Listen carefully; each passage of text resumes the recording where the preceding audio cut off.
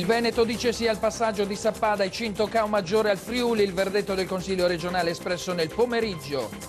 Buonasera a tutti ancora, benvenuti al telegiornale del Veneto. Dunque l'avete sentito dal nostro sommario, quasi all'unanimità il Consiglio regionale del Veneto oggi ha emesso il suo verdetto dando il via libera al passaggio dei comuni di Sappada e Cinto Cao Maggiore al Friuli Venezia Giulia. Il voto adesso della Regione approderà in Parlamento che dovrà avviare l'iter legislativo sul cambio di regione chiesto anche a larga maggioranza dai cittadini in 2 referendum, in particolare nel nostro servizio di apertura.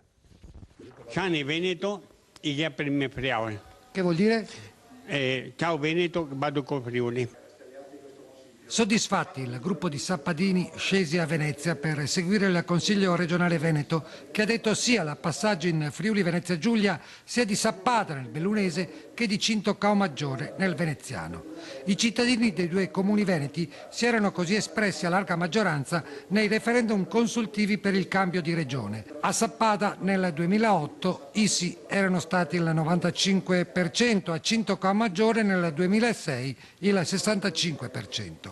Ora, dopo che la Regione Friuli Venezia Giulia aveva già accolto i risultati referendari, anche il Consiglio regionale Veneto, con 2 mozioni, chiede alla Giunta di intervenire presso il Parlamento per far procedere l'iter legislativo del passaggio dei 2 comuni alla vicina Regione Autonoma.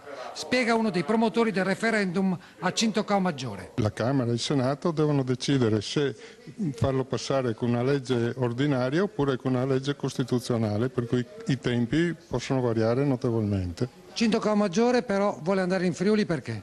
Perché Cinto Cao Maggiore è una punta della provincia di Venezia nel Friuli. E i sappadini dicono? Siamo un'isola linguistica, però siamo sempre appartenuti al Friuli più che al Veneto.